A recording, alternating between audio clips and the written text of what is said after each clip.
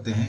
आज का जो अपना लेसन है, आज का जो अपना टॉपिक है वो है किस पर? रीजनल एम्पायर पर। Regional empire.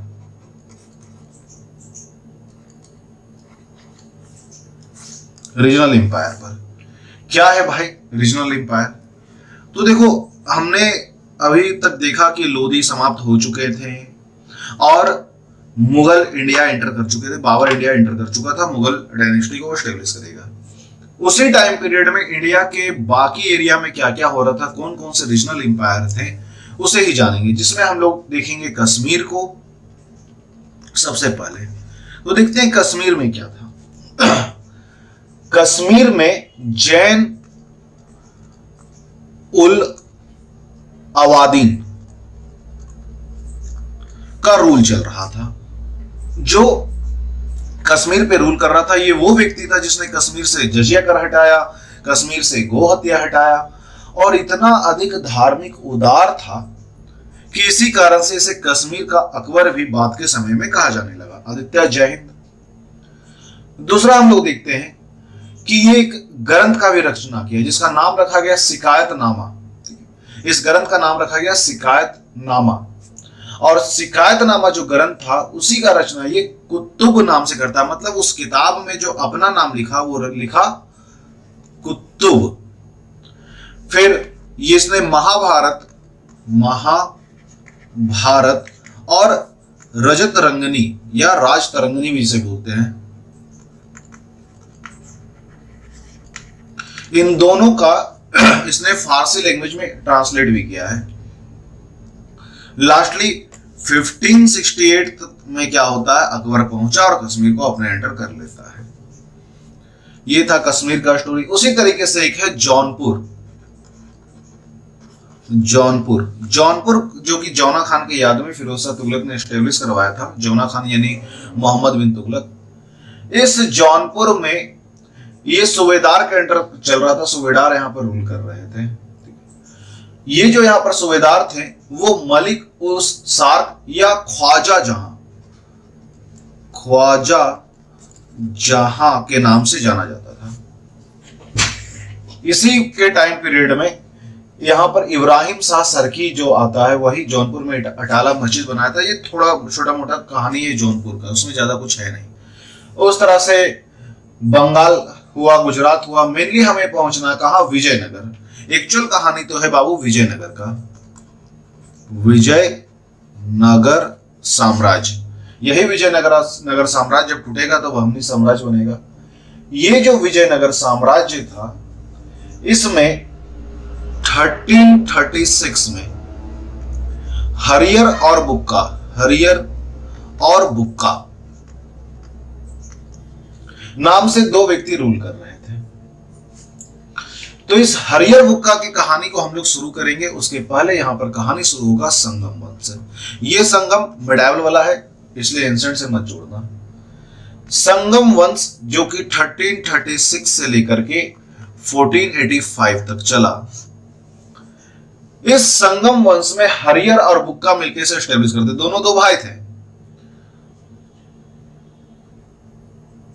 महाभारत, एक मिनट ये तो पार हो गया।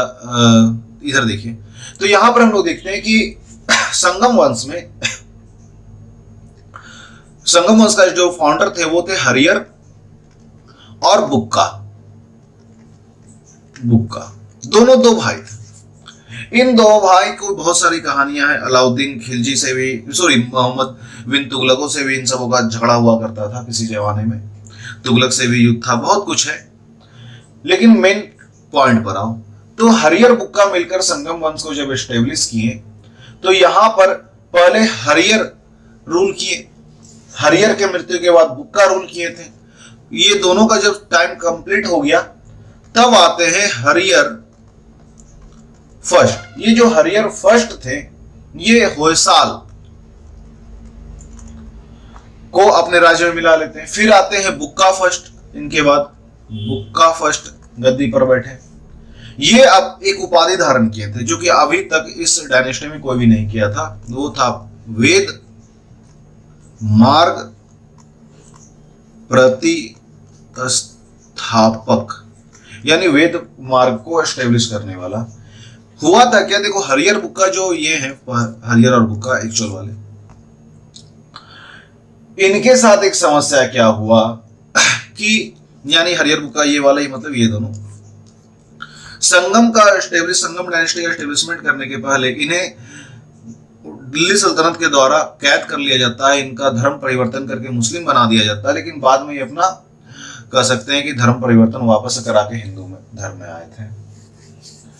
ये इसके बाद इन सब जब तक ये दोनों थे तब तक ठीक तो रूलिंग चला, लेकिन इनके बाद इनके आगे के पीढ़ी वाले आते हैं, जैसे हरिहर सेकंड। ये जो हरिहर सेकंड था, काम तो थोड़ा बहुत किया कि तुंगभद्रा जीत लिया, सॉरी तुंगभद्रा तो इसके बाद वाले देवराय करते। ये जो हरिहर था ये क्या किया, विजयनगर का कह सकते हो कि पहला शासक था। ये विजयनगर नाम से एस्टेब्लिश किया है शहर को, विजयनगर, महाराजा धीराज की उपाधि के साथ। इसके बाद आ जाते हैं देवराय।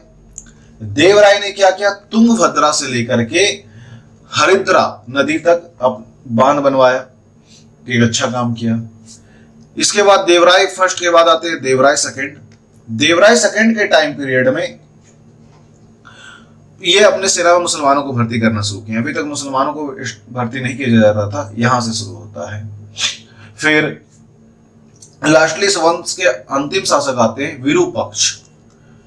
विरूपक्ष और विरूपक्ष सेकंड के टाइम में संगम वंश का आखिरी ये रूलर होता है, संगम खत्म हो जाता है। इन सबों के बाद यानी इस वंश की समाप्ति के बाद आता सल्लुव डायनेस्टी। सल्लुव डायनेस्टी जो है, सल्लुव नरसिंह एस्टेब्लिश किए, ये भी 1505 में खत्म हुआ। और आ गया फिर तल्लु, ये वीर नरसिंह इसे एस्टेब्लिश करते हैं, ये भी 1565 में खत्म हो जाता है, 65 में। और उसके बाद आते हैं बहुत ही पावरफुल और प्रतापी रूलर कृष्णदेवराय। कृष्णदेवराय, ये जो कृष्णदेवराय थे, अभिनव भोज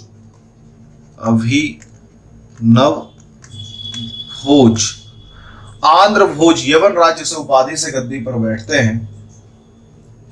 कृष्णदेवराय सदाशिव राय के नाम से हार जाते हैं, अलग बात है। ये जो कृष्णदेवराय थे, विजयनगर साम्राज्य का बोल सकते हो कि जो शासक लोग आ रहे थे उसमें से काफी प्रतापी शासक में से एक थे, जो कि बहुत सारे मंदिरों को बनवाए, बहुत सारे मंदिरों को बनवाए और भी बहुत सारे अच्छे अच्छे काम किए। इनके टाइम में क्या हुआ, सदाशिव राय से इनका युद्ध होता है, जिनमें सदाशिव राय हार जाते हैं। और विजयनगर साम्राज्य का अंतिम शासक जो आता है वो था अरविंदु वंश से। अरविंदु वंश इस विजयनगर साम्राज्य का आखिरी आप बोल सकते हो व्यवस्था था।